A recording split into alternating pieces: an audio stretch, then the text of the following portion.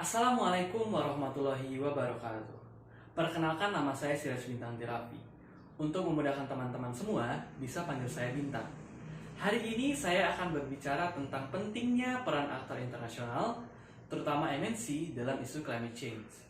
Saya telah melakukan riset melalui jurnal hubungan internasional dan website resmi Menteri Lingkungan Hidup mengenai hal ini sebagai landasan penjelasan saya. Perubahan iklim menurut Kementerian Lingkungan Hidup adalah berubahnya kondisi fisik atmosfer bumi, antara lain suhu dan distribusi curah hujan, yang membawa dampak luas terhadap berbagai sektor kehidupan manusia. Perubahan iklim disebabkan oleh aktivitas manusia dari sektor industri, di samping akibat dari aktivitas alamiah lingkungan sendiri. Aktivitas manusia atas eksploitasi alam dan aktivitas industrialisasi yang terjadi menghasilkan gas rumah kaca, yang akhirnya menyebabkan perubahan lingkungan. Gas rumah kaca yang menumpuk di atmosfer menyebabkan suhu bumi meningkat dan tidak wajar. Untuk menangani perubahan iklim tersebut, tidak hanya dari pihak negara, namun juga dari korporasi atau multinational corporation, mengingat sektor industri sebagai penyumbang emisi karbon tertinggi. Perusahaan multinasional pada dasarnya memiliki peranan penting dalam mengatasi perubahan iklim. Selain sebagai penyebab, ia juga memiliki peranan dalam mengatasinya dengan segala kemampuan yang ia miliki, terutama dalam biaya pembangunan keberlanjutan. Perubahan iklim dan perusahaan memiliki keterkaitan. Apabila iklim lingkungan baik, maka perusahaan pun akan baik. Dapat dilihat dari ketersediaan sumber daya yang menjadi bahan pokok perusahaan, seperti contohnya Coca-Cola, yang memerlukan air untuk keberlanjutan bisnisnya. Apabila terjadi kekeringan, maka perusahaan tersebut akan merugi. Coca-Cola merupakan emitor yang lebih tinggi dari beberapa minuman lainnya. Penelitian menyatakan produksi kemasan Coca-Cola menyumbang bagian terbesar dari karbon minuman, antara 30% dan 70%. Industrialisasi memiliki dampak peningkatan suhu bumi yang menyebabkan melelehnya es yang berada di Antartika.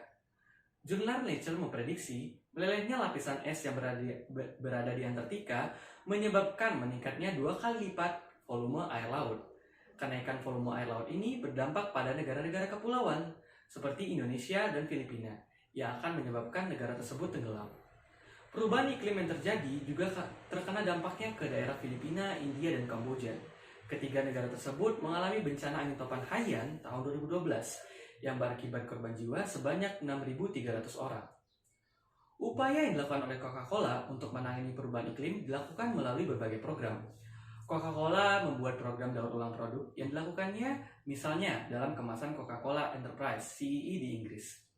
Kemasan kaleng minuman Coca-Cola mengandung sekitar 50% konten daur ulang, dan botol kacanya mengandung rata-rata 40% kaca daur ulang.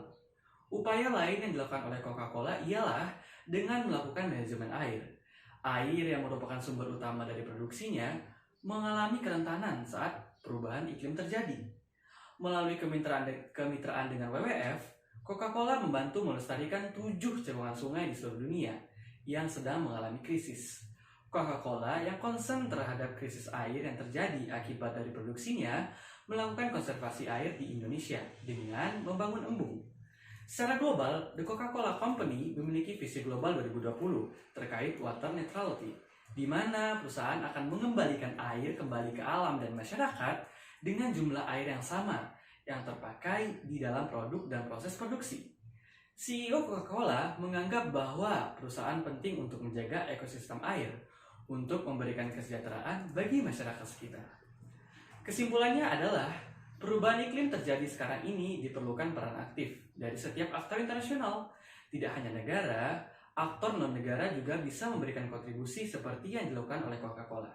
Menjaga lingkungan tetap aman akan menjamin hidup yang lebih aman.